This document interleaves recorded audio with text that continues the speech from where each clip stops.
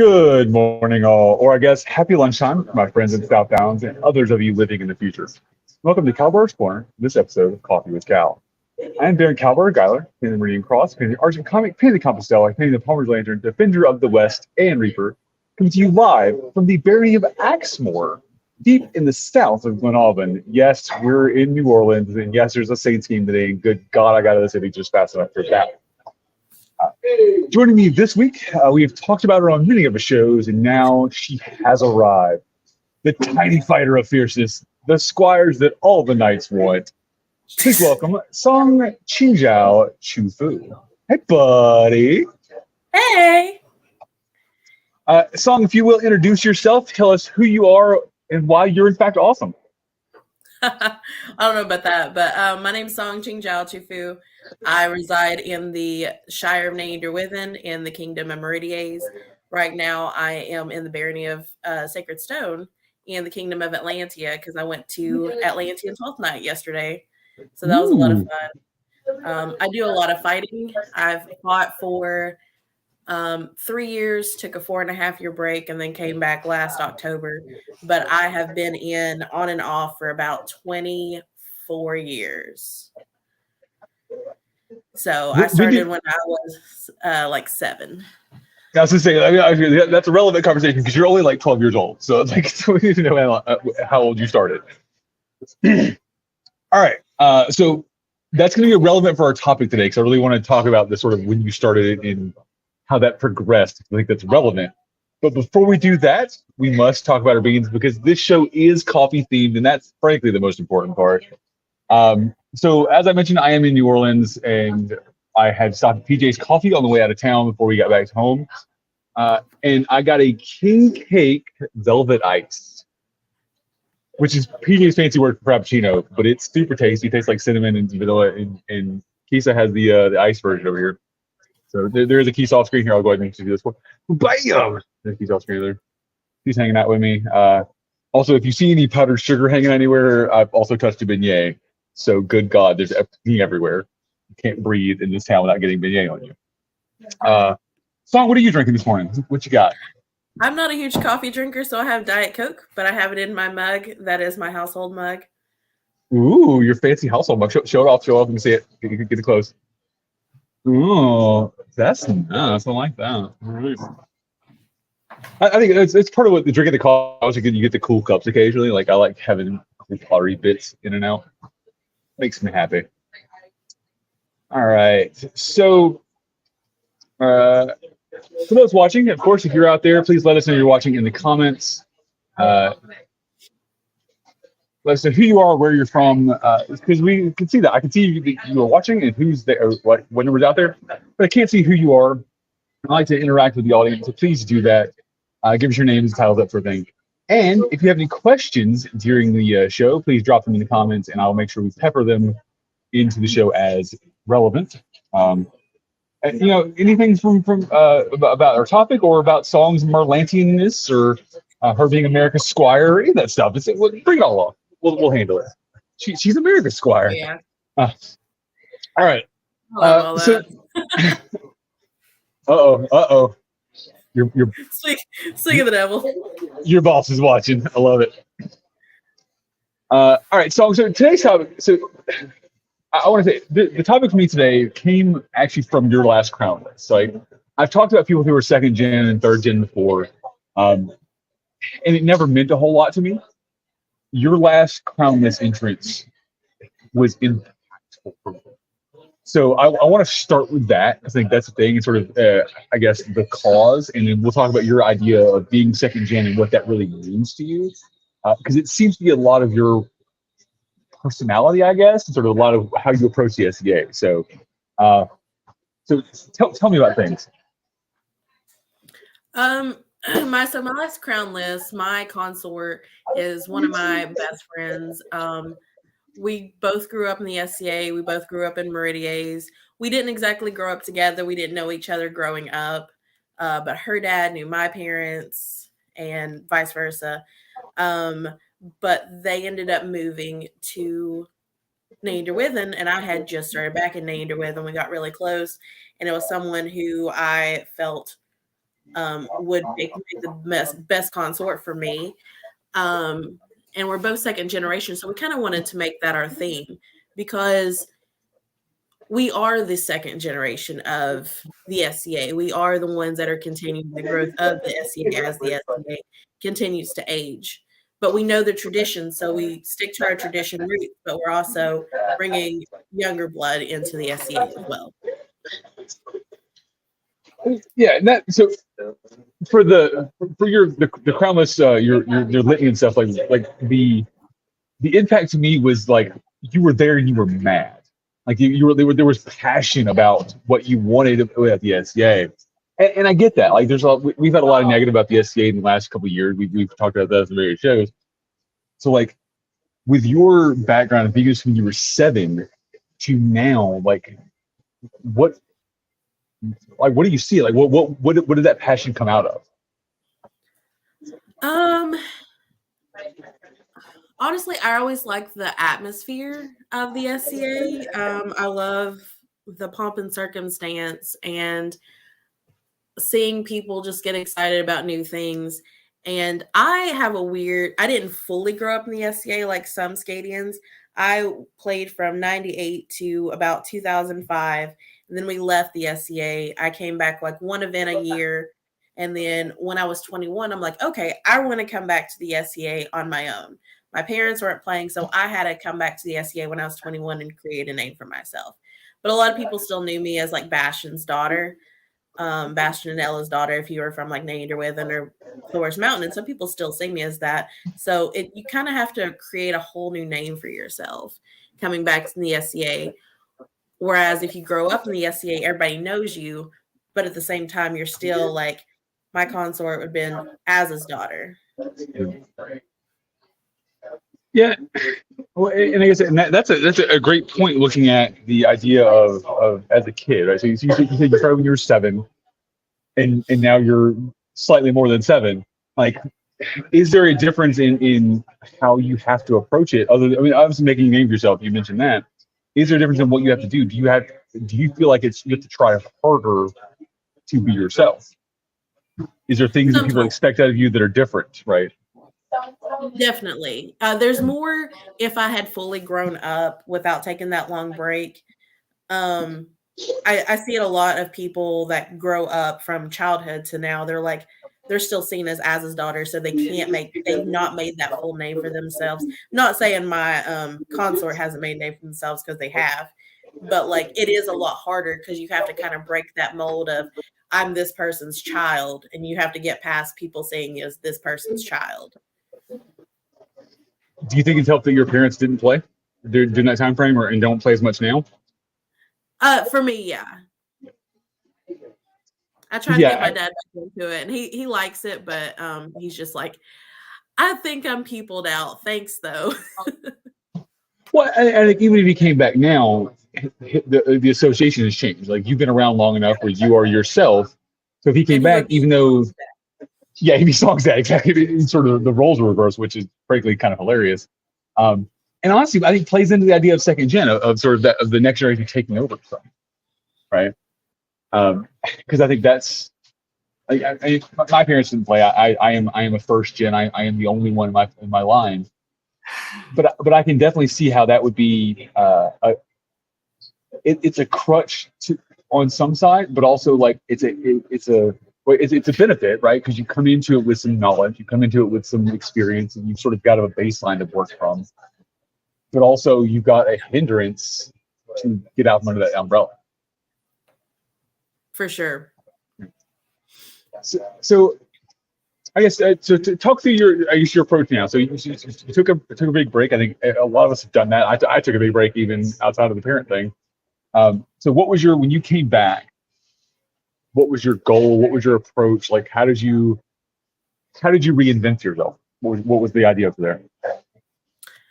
When I was 21, when I first started as an adult, I was still a lady in waiting to a pelican, and like I never severed that relationship. And I love Kayla, and I wanted to be like Kayla, and I wanted to be a feastcrat, and I wanted to do combat archery. I didn't have any plans on ever doing heavy, but I wanted to kind of follow her path.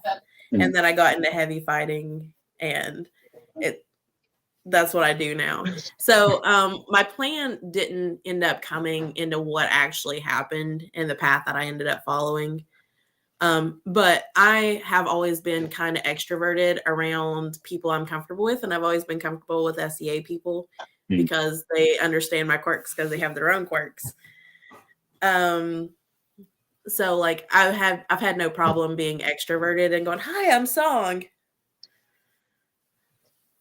That's true. You occasionally mention I'm such an introvert. I'm so shy. I'm like, I don't see that literally ever, but I understand it. I think once you get comfortable, you people change.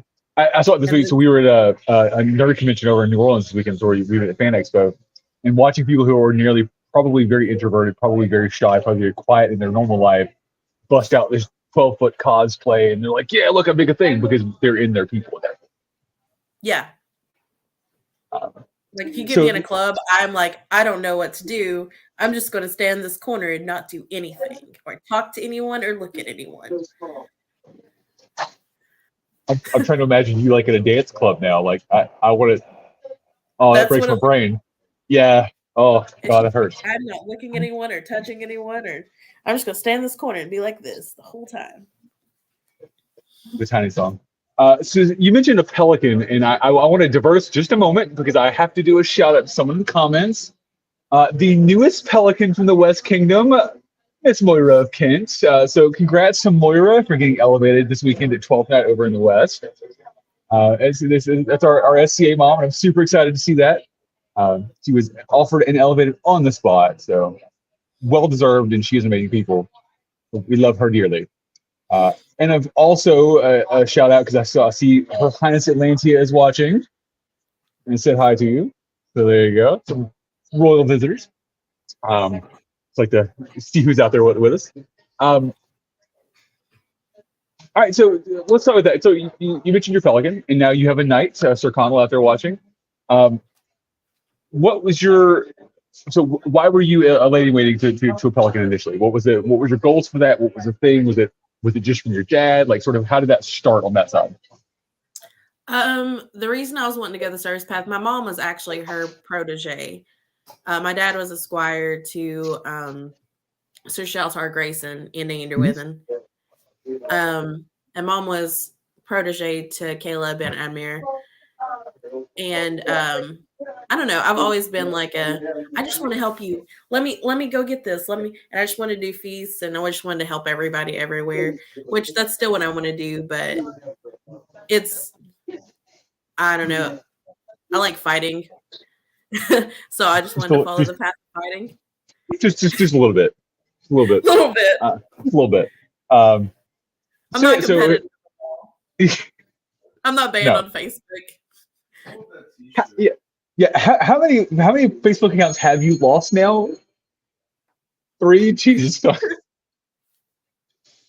Oh, so those who my song account, because I said that I wanted to. My New Year's goal was to hit more people with sticks. Yeah, it turns out Facebook doesn't like that. It's pretty grumpy. It's inciting violence. Yeah. I mean, we sort of do that. That's what we do. That's our hobby, is inciting violence on our friends. So your knight's surprised by your fighting. He didn't realize you like that. So throughout the last couple of years, you've been we've talked about you being America's squire, and you've been the traveling Merlantian. Tell us about that path. How did you get to Connell? Like, how did you not pick? Why did you pick Fergus? I mean, Fergus is a great guy, right? Put me on the spot like that. I did. That was a bust if you didn't hear that one. Yeah. So Connell knows the story because I even I've told it to him multiple times. I left in February of 2017. I was squired before my belt. And then I left in February 17. That was my last fighting event. My last event was April 17, and I made feast because I'd already committed to it. Then I took a 2.5 year break. Came back for a couple of events because my friends were getting knighted, and I'm like, I was getting the fighting itch again. And then went to men here, fought in a 3-hour bear pit where my endurance was good. So I just like kept fighting the entire 3 hours. I took like a 10-15 minute break and just came back and kept fighting. And then COVID happened. Oh, I won that tournament. I won the bear pit tournament after I got out of men here tournament. Nice. And Connell was the marshal for that tournament. And then COVID happened, and I focused on powerlifting, and I took away from the SCA for a while. Came back when COVID was over and lockdown was over, and started fighting again. He asked me last MGT, and I'm like, give me 1 full year. I need to figure out who I am as a fighter and who I am on this path and what I need to get done. Mm-hmm. And he was awesome and super respectful of that. And I took the whole year, traveled all through Atlantia, all through Meridies, Glen Aubin. I think that's all I went to in the past. Oh, and then Salt Lake City. Oh yeah, I see the Duke Sean. Yeah, I did. I had to go to Salt Lake City for work and was able to train up there. And then this past MGT, it's just like every sign was like, yep, this is the path I need to go down. So I went and asked Connell at MGT, and I'm like, this is the right fit. We've joked about it on the show. I agree with you. I think Connell's a great guy. He's one night in this kingdom that I really look up to and appreciate sort of his approach to things. And I think it's really interesting because you definitely had a lot of squires. Holy and I talked about it. Fergus and I talked about it. You definitely had a lot of knights that were on you about a few things and would have happily thrown that red belt in your direction had they had the chance. So I think that's Connell's a good thing for you. Huh? You said Kyle's the one that started it? He started America's Squire. Nice. I mean, yeah. Honestly, though, it's a good approach. From those of us who fight and sort of the idea of just being knightly, there's no reason to not spread that knowledge out, and I appreciate the knights who do that. So it worked out. So we have a question from the comments that I want to bring out. Song, can you tell us about your tasty balls? I'm curious. I don't know about these tasty balls you have. You do know about them because you had them at Castle Wars last year. I did. So please, Song, regale us of the tale of your tasty balls. So I make cake balls, and it's just like a super easy, quick thing, and I just wanted to share things with people. And it's just cake balls. It's cake mix, cream cheese dipped in chocolate, and I would like put them in my pockets in plastic bags and be like, hey, would you like cake? And people are like, where are you getting cake from? I was like, just tell me, do you want yellow cake or red velvet cake? And they would tell me, and I just like pull whatever cake they had out of my pockets and hand them cake. And then Colin from Atlantia started telling everybody that I had tasty balls.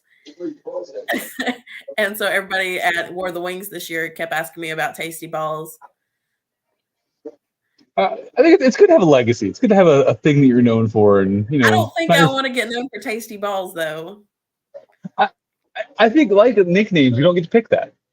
I think we have to just pick what we're known. Like the audience picks what we're known for, and you're known for your tasty balls, so. I'm just saying, the comments have spoken. Apparently, it's also the same place you keep your beer, according to Ben. So, I invited her. I don't know if she's watching, but Christoph called it crotch cake because I was pulling on my pants and it was like the longest yard, where he's pulling cheeseburgers out of his pants. Cheeseburgers. They started calling it crotch cake. Well, I was putting beers and ciders in my pockets at Gulf Wars and just going around and handing people beers and cider. And I had Gypsy Circus cider, and I was putting them in my pockets. But every time I saw the Princess of Atlantia, Adelheid, she would be like, "Song, crotch beer," and I would like pull out a cider and hand to her as she was headed to her next meeting. Oh, the many talents of song. I love that.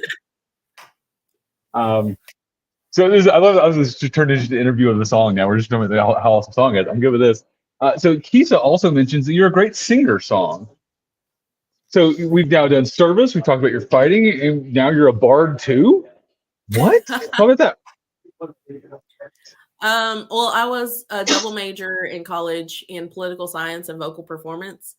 And that was originally, other than like fighting and not fighting, other than feast, crat, and service, is I am a bard. Like my original plan for my persona was to be a Tang Dynasty Zaji musician. And so I love singing. I've been singing since I was 3, like competitive. And I make a lot of Disney filks because even though I'm 30, even though I'm like 30, I'm still like a kid at heart. So I just turn a bunch of Disney songs into filks about fighting. And I have like 5 or 6 now. And I was actually reading Kingdom Bard last rain. Yeah, that's what I was going to say. Is if I'm not mistaken, you were King the Bard recently too.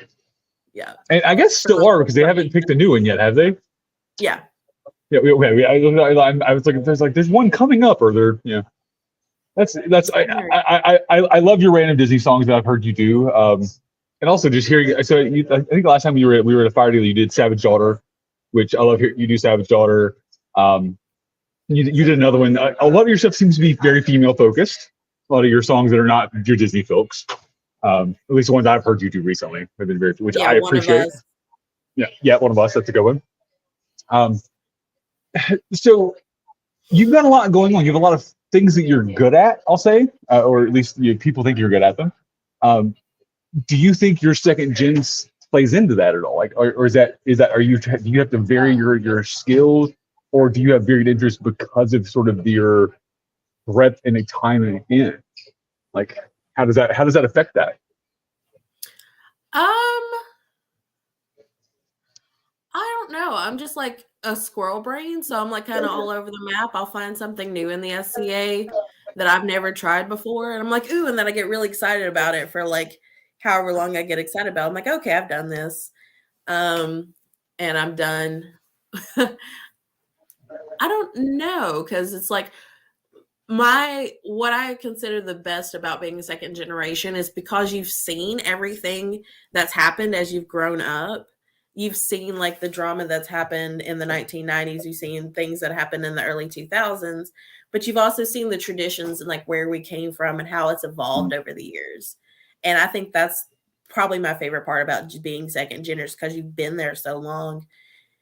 You can actually have conversations with people who've been here for like 40 years about stuff that happened in the 90s because you were there too, even though you weren't involved with the actual stuff that was going on. You heard about it at that time. Right. You're not hearing about it now. Yeah, and it's one thing. A lot of people that are new to the SCA, it's the okay. What do I do? How do I pick a thing? And you almost just have to experience the SCA to find your thing. So I think that's, I guess, a benefit of being second gen is you sort of got to do it in a safety net and sort of experience things without really being in charge of something. Or I mean, I guess you probably did a lot of things, but like you got to experience a lot of stuff. Right. I mean, it's good to have a spot. I guess that works. I did a lot in the kitchen, and then I would like run around and just like do helping things, serve feasts, things like that. But that was my comfort spot when I was younger, because, like I said, I stopped in 2005, and I was 13, so I didn't get to do the things through teenage years. All right, so you know a lot of second geners, right? Second and third geners. In this case, you had in your entourage, your crown list, you had a good dozen of them out there with you. Thinking through them, right? So not just from your personal experience, or people you know. Is there an idea of, well, I grew up, doing stuff in the kitchen because that's what my mom did, or my parents did, and now I don't want to do that because that's what I did as a kid. Now I'm going to be a fighter versus the kitchen person, even though I really love being that. Like, is there any maybe like, I don't want to do the thing my parents did as a second generation? Yeah, definitely. I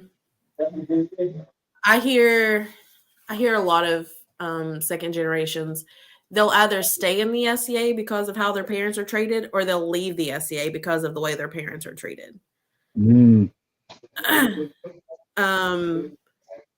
I've seen it from both sides. Like, if their parents like do all this work and they can kind of see how hard their parents are working, and that's why I've had a lot of opinions on Facebook about like the award structure.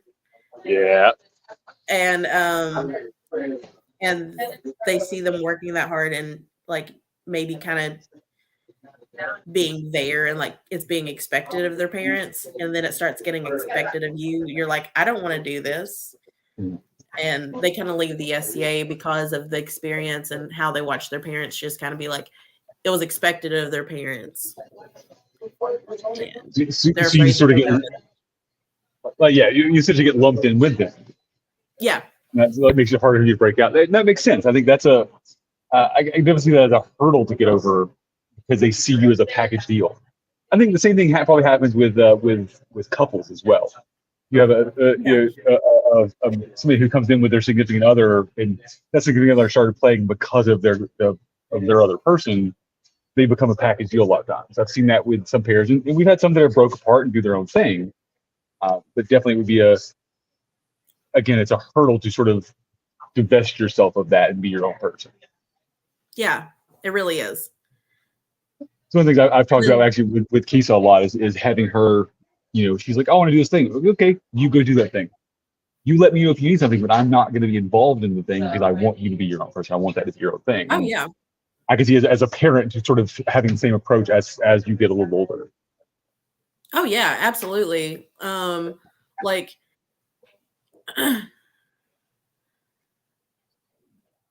Yeah, absolutely. So like trying to make your own name for yourself, like your parents are pushing you to make your own name for yourself, right. But everybody else is still trying to lump you in.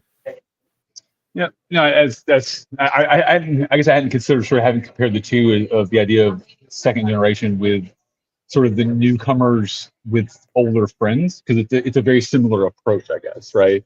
So you have people that have older friends coming back with newcomers, bringing new people in. You have that sort of advanced startup, right? So as a kid, you had the advanced startup. You had sort of already your in spot, but you're also still having to build your name for yourself as an adult, even though it's separate. It's a weird spot to be in. I never experienced that. Like I can sort of sit there and like the anxiety of that makes me twitch a little. I won't even lie. Like there's people in Thor's Mountain and I love them. There's a lot of new people in Neanderwithen. There's not really people that were there when I was young in Neanderwithen that still play. But Thor's Mountain, people still play, and they're like, oh yeah, I remember you when you were like this tall, and it's like you were just so cute. I remember when you sat on my knee at this event, and it's like that's kind of still how they see me sometimes, and I'm just kind of like, that was 20 some years ago. Well, admittedly, you haven't grown that much, Sean. You were this tall, and now you're like this tall. So like, right, a whole like that. Just like just a little bump up there. Yeah, if you were like 6 feet taller, like, okay, there's an obvious difference now. It makes sense. So, They met me at my last growth spurt, so I didn't grow any after that. My mom What? made a silas coat during the spring, and by the fall event, didn't fit anymore. And that was the last time I grew. You just saw it, so I'm gonna click it. I saw it. Go ahead, Song. Tell us about your kid persona name, because I haven't heard this story yet. Really? I haven't actually. Okay. No. So my first full event was, so we did a fighter practice and some Shire things before 2000. But my first event was Shaltar and Claire's wedding, which was also Viking raids in 2000. And they got married at the castle, and we came back for Revel, and everybody was dancing. And I was able to go to the bathroom, which was like down the road. And I came back and I found a toad on my way back to the Revel. And I like picked it up and put it in the cup, and I'd had to show it to everybody because I was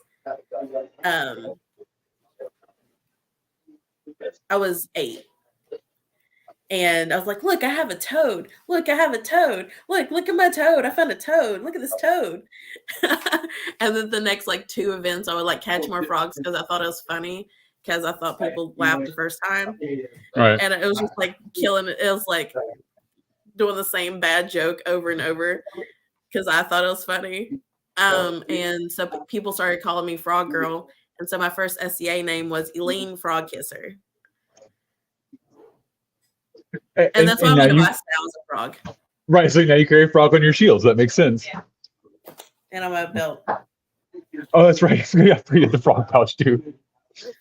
But yeah, I wanted something to represent my past as a child. So I chose the frog. And my friend Gunnoff bought me a frog pouch like a couple of months after I'd started. So I started carrying it around. Then I lost it in a move and I had to buy a new one.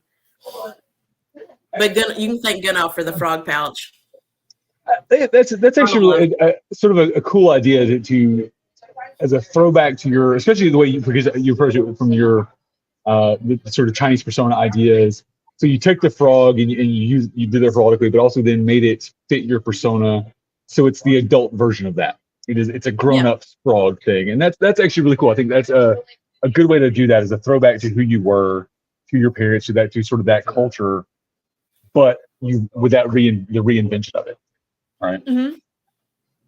That's interesting. So let's talk about personas for a second. That's really a good idea. How did so tell me about your parents' persona and sort of your persona then, and what made you shift to what you are now? Like, so again, is it part of that divesting? So my dad's name was Bastion LaFox, and my mom's name was Ella de Renard. So Ella the Fox. So they were kind of like lumped together. But they also did their own thing. Like mom did combat archery and feasts. Dad did fighting. I didn't really have persona. We just needed a name so everyone wouldn't be calling me Makia at events. And Eileen I found a name book and I just went, that's my name. I didn't even look at it. Song. Huh? You just flip the book up and went, that one. We'll go with that one. Yeah. Yeah, that's exactly what happened. We were on Ease and I was like, that's the name. And everybody still called me Eileen, which it's close enough. Song Qingzhao. So the Chinese word for frog is Qinghua. Mm-hmm. And I originally wanted like my surname to be Qing, Qing. Mm-hmm. And my mom came to an event with me at Crown List in 2013. And she's like, yeah, when Makia was little, she used to think like something about credit cards. And like when you swipe a credit card, it goes cha-ching. She's like, just use cha-ching, mommy, if we could afford something. So she started telling people to call me cha-ching. And I'm like, nope, that's not my name. That's not my name at all. So I had to go through like a Chinese surname book and ran across Song. And I'm like, I'm a bard. I sing. So Song just fit. And then Qingzhao Li Qingzhao was a Song Dynasty poetess. No, I don't remember what the direct translate to midget matchmaker was. It was like Qing something that I came up with. And we had midget matchmaker as the direct translation. I saw it. I knew you were going to pull it up. I can't not, frankly. So, yes. Thank you for acknowledging the idea, but there's some funny there, and I appreciate the context. Yeah. All right. I forgot what it was. It was like little. Xiao. It was like Qingzhao or something. Like Xiao means little. Little matchmaker, yeah. That tracks. But do you feel that? So was it when you went that direction with the Chinese persona? Did you pick it like why did you go Chinese specifically versus all the other things you've done? Oh, I didn't remember that part of your question. I didn't answer it. So I have 3 cousins that were adopted from China, 2 from Nanchang and 1 from Jiangxi, or Nanchang, Jiangxi, and 1 from Wuhan, Hubei. And I did my study abroad in China fall of 2012, and I came back in the society fall of 2013 and got an armor like 3 times. And I'm like, I already had a bunch of Chinese knowledge, and I just love the history of China and things like that. And it's more to represent my cousins that were adopted. Okay, that makes sense. So really nothing to do with you being second gen, just a choice you as an adult made. And I think that's great. Because I could see, I'd be curious to sort of do a polling of second and third gens to see how many of them had to change their persona style even. Because I could again see if you grew up as in a German household with your parents doing German personas, right? You're like, no, I want to be something completely different so that I'm not seen as that anymore. You switch to in like obviously Chinese, Japanese, Indian, Asian things would be drastically different from that. I can see that because like if you went like Lance Connect, it's not different enough. It's different technically, but not different enough. Dad was English. Yeah. So that'd be hard to divest yourself of without going, in this case, going completely Asian, because then it looks different, it sounds different, it's a whole different idea. A lot of the European cultures look a lot alike, or can be mistaken for each other if you don't know the idea. So you see that. Maybe that'd be an interesting, I think, survey to do of second generation, just to see how many of them have changed and why. Right. Some data to pull. All right. Anything else? Trying to come up with some more. We could talk about your squatting nights, because Casey did mention your Tasty Bald and your squatting nights. So let's talk about your squatting nights for a second, because I think this is just again from an interview of Song here. You mentioned you're a power lifter, and I know one of the often you have a button now of you lifting Sir Volric up. Somebody made it up real quick for you. It's Roland in here. He made the button. Is he one who made it? Nice. So how did that start, Song? How did you just randomly start picking up nights? Jean-Claude is an instigator. Sir Jean-Claude is an instigator. That's all you need to say, frankly. Anybody who's from early age knows they went, that tracks, yeah. We were at Bacon Bash last year, and we were drinking around the fire, and he just looks at me and goes, I bet you could bench press Legio over there. And I'm like, nah, he's at the top of my bench press, but I could definitely squat him.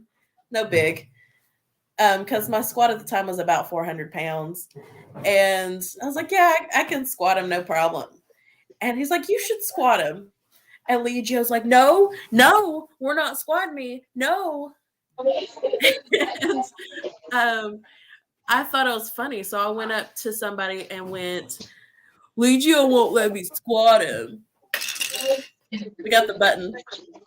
Oh, nice. Oh, let me. You found it. There you go. That is Song and Sir Volric being squatted. I love it. Also, just a great view, by the way. It's fantastic shot. Right. So when I told that guy, I was like, Legio won't let me squat him. And I just made that face. And I was just totally being joking. He got the entire campfire to go, squat, squat, squat, squat, squat. And Legio's like, what did you do? Why did you get this started, Song? Why? Why are you getting this started? Why is this a thing? And His Majesty now, King Ranver, taught me how to fireman carry someone to squat them. So Ranver was the first person to squat Legio. And someone videotaped it, and I sent it around to a couple of people. And then like 2 weeks later was Crown List. Mm-hmm. And Lacey, what is her SCA name? Arendis. It's like, I want to be squatted. So I had to squat her. And then people just kept wanting me to do more people. So I ended up squatting Jean-Claude because he was at 200. And then Connell was there. So he was my third night I squatted, and he giggles the whole time. And it was the best.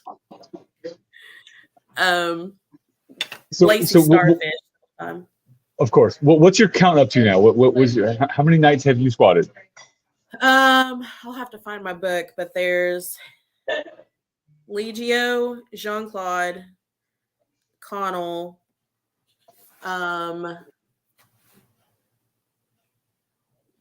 Almeric, Ibn, Bandon. I'm not even counting. I'm just touching my fingers now. I lost count so far. I was just like, So being a good handful, but not nearly enough. It sounds like that's what I'm hearing. yeah, I squatted Gabe because he Sir Bree told him that I squatted nights. So he's like, I want to be squatted. So that's how that became a thing. And then Bree had to be squatted. And then and I squatted Kaylin and Adamar. With the Kaylin and Adamar, yeah. When I went over to Salt Lake City, Duke Sean's like, I haven't been squatted yet. He's like, I hear you squat nights. I want to be squatted now. I was like, okay, I got you. So to the gnome world out there, all 12 of you watching, if you know a knight that needs to be squatted, please find Song in an event to make that happen. Wait till I'm fully healed because I did break my tailbone in January and I'm slowly getting back into weightlifting. So right now, I'm not squatting anyone over 230 right now. If you're a knight of less stature, come see Song. Until I get back to powerlifting. Right. And then it's just training. Oh, Kyle says Aiden doesn't count because I haven't squatted Aiden. He's too tiny. Measure everything in Aiden's. He won't let me squat him. You measure your knights by Aiden. Is he a half of Aiden or like 3/4 of an Aiden? You 2 Aidens? Aiden is. How many nights can squat Song at Gulf Wars this year? Depends on if I'm healed, but right now I've got most squatting on hold, and depending on how much I fight during the day. If I fight a lot during the day, I'm not squatting anyone because my muscles are dead. But I did start back CrossFit, so it might be better. Which that tracks.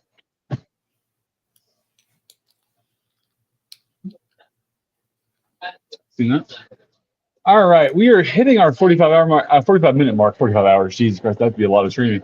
I'm gonna do a couple of show plugs, and then we've got a couple things to talk about. I'll mention this because I always leave Sifa's comments out, but we have another second Jenner actually in the comments here. So my wife Sifa, you mentioned earlier about the sort of the coming back and being remembered as a child, and she had that very similar happen. She's now taken 2 different breaks.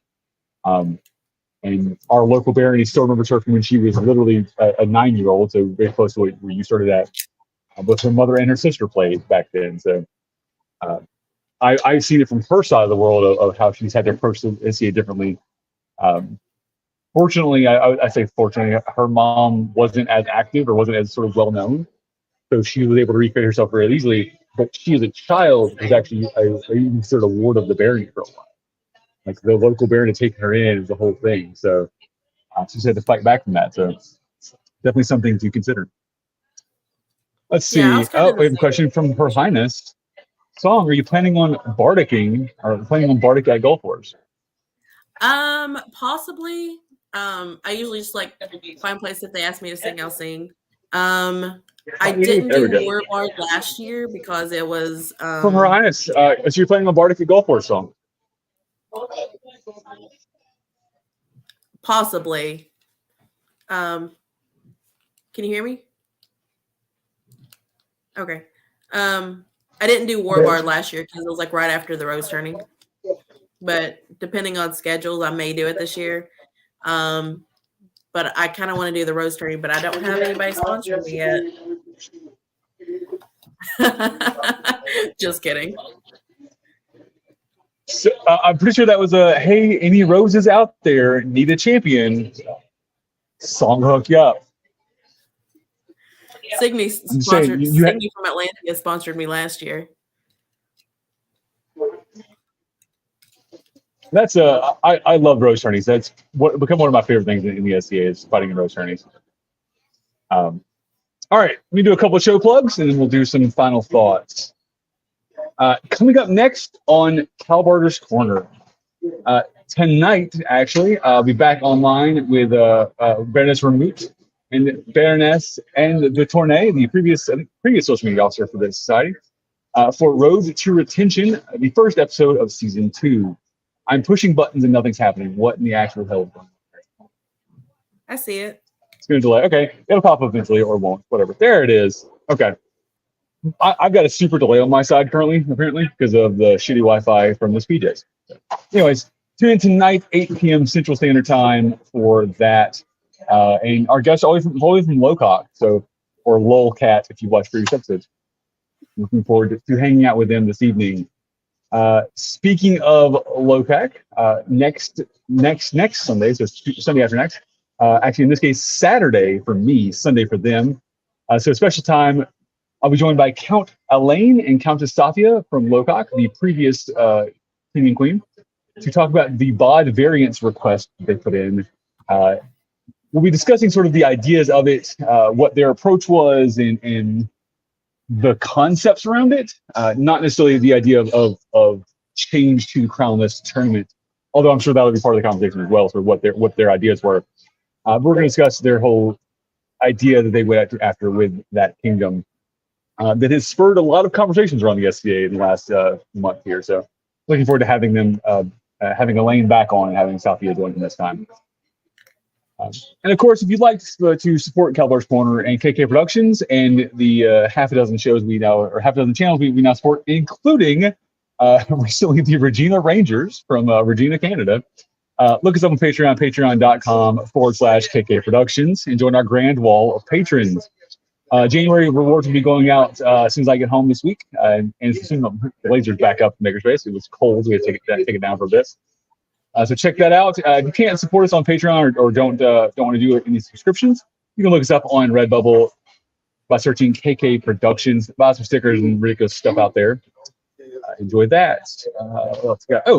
Coming up on Ask Nights Live, one of our sister channels at 1/17/23. Countess Nora will be joined by Sir Lachlan, the current Lord of the Swan of the Sinagua, and her husband, Count Heinrich, to discuss their ideas and approaches to knighthood. So ask them their questions and grill them on their approach to being knightly. Song, any cool stuff coming up? What's your next event, Song?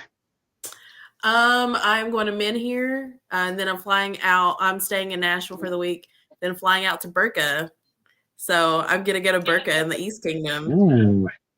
And then Candlemas. I'm jealous of your trip to Burka.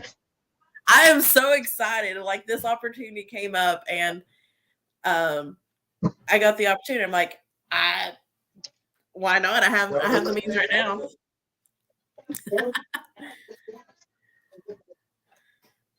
Sometimes you just got to commit and go. I appreciate that. Yeah, I saw your Burka trip come up, and I was like, damn it, that's a good one. I'd go to that. Yeah, I'm excited for that bear pit. All right, like, some final thoughts. I want to wrap some things up. I do want to bring up a final thought. Actually,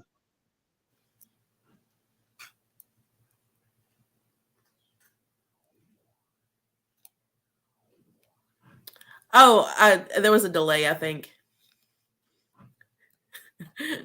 There are delays. Okay. All right. So, final thoughts. It's okay. Final thoughts from Her Highness Atlantia. Song has been a delight from the moment we met. She's known here in Atlantia for deadlifting nights, bardic arts, and heavy fighting. She's also a great retainer. Song also sang at the 12th night, Atlantia's 12th night just yesterday. And Her Highness thanks you for that, Song. I think we'll leave that as my final thought. Song, what is your final thoughts on being a second gen and your advice to the SCA on approaching second gens? My thought on the SCA or the second generation is we all have different stories. Either we came up good and we're known for, like I said, our parents kind of molded us on how to approach the SCA. So we either had good experiences as children or bad experiences as children, which kept us or pushed us away, or we just got busy with life. But we have the tradition behind us. We know traditions in our kingdoms, and we love the traditions in our kingdoms. That's why we keep coming back. We're not trying to change everything. So I think second generations coming in and like taking up leadership positions is a good thing because we do keep with our traditions. We're not trying to change everything. But we do know the things that work and the things that haven't worked. And we have like things that can tweak, but know how to deal with it to tweak them without making a 180. Second generations that are trying to come in and create their own name. I've had a couple of conversations with a couple of second gens. My advice would be to just jump in and just do something else. Don't stay at your own camp that you've always camped at. You have to kind of expand your knowledge of who you hang around with. So if I only camped with this household and only hang around these people in this camp only see me as the one that hangs out with over here. So to make a new name for yourself, you kind of have to break out of your bubble and meet other people that you didn't normally meet back then, so they can see who you are now, as instead of saying, oh yeah, you're Bastion's daughter.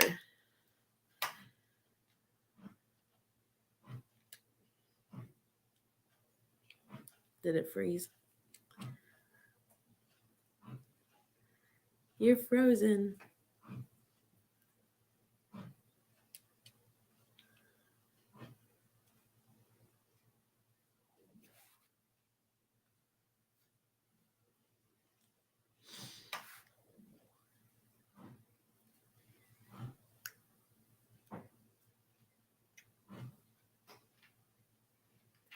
I think we're having some technical difficulties.